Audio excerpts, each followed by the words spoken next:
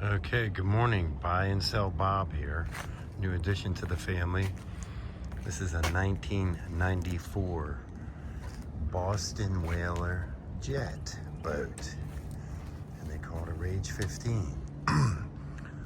And actually, other than this guy leaving it out, there's no tears in this, so it can be cleaned up, but the interior is in good shape. And there's a cushion up here, which I put over there to drain the water out of it, so I grind it up. Very good condition for its year. Trailer's in nice shape. Now, engine's underneath here. It's a 115 horsepower motor, but it is a turbojet setup. Virginia Lee is from West Virginia. I love that name.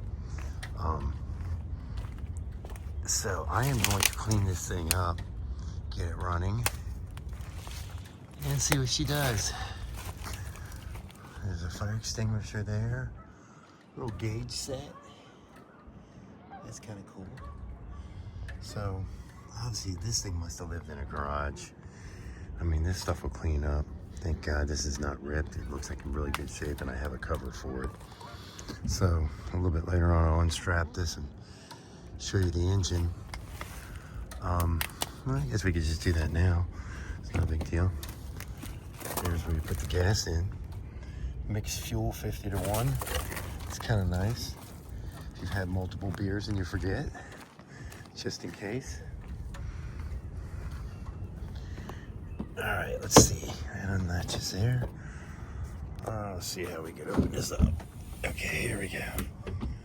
Wow. Wow, look how clean, I mean, it needs to be cleaned up, but look how clean it is.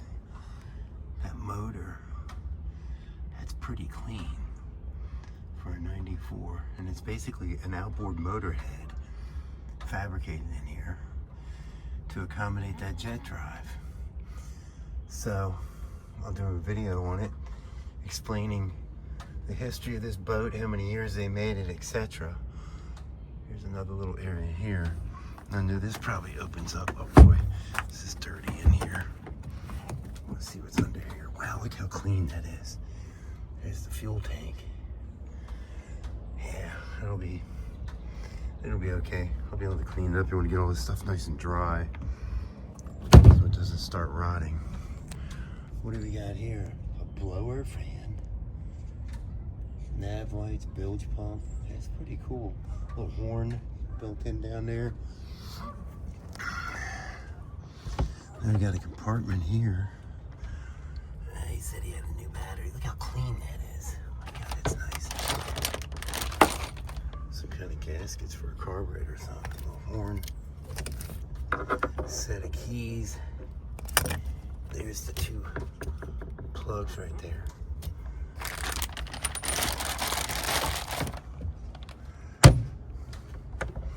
So I'll do further video of this, but pretty cool. Rage 15. So it's 15 feet long. This is a cool little boat. I think it's gonna go 38 to 43 miles an hour. I think I read online. Possibly. We'll see. They had two different motors on it, a 175 and a 115, so this is the 115. Oh, there's another compartment here too. Let's take a look at that real quick. Cool lights on both sides. All right, got a latch here. Oh yeah, anchored area. I wonder what that is. I don't know what those are. I'll figure it out and get it all cleaned up. Really good shape. It's a shame that it was outside like that, but it looks like it's caught it in time. So this is kind of a unique boat. You know, Boston Whalers they say they're unsinkable because they're all filled up with foam, and you know, you don't have to worry about this thing ever sinking. But a lot of these people had these and then the motors would go out on them, and then they'd fit them with an outboard on the back instead of deal with the inboard because of parts issues, or not being able to get the parts to rebuild it, or not wanting to deal with the same type of setup.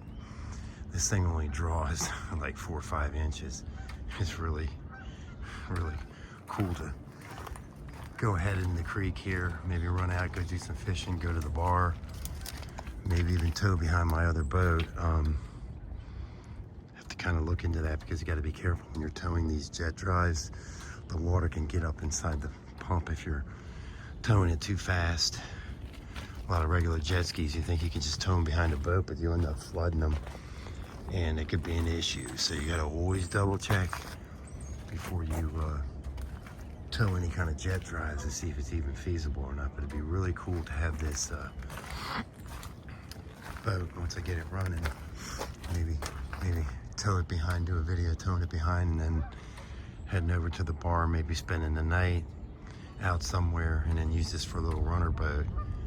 So ironically, when I got this house, I had 3 boats that I got with it, and this was one of them. I can't remember what year it was, but the title was screwed up, and it didn't run. It was, I think the motor was seized up or something, or supposedly. Anyway, got rid of it, but I got a cover for it, and I got an extra cushion that fits in there. It's not the matching color, but it is another cushion. I mean, this one's in good shape though. Basically, these things get wet, and you have to put them on that end. It's still dripping, and these are kind of vented in the back and everything, but you do not want to. And you can even unzip this and pull it off, it looks like, if you really want to. I might even do that, get that thing really dried out, because you can still see the water coming out of the corner if it's trapped in there. That's not good. So I'll just leave it like that for right now in the garage. At least it'll be on its way to getting dry. So that's it.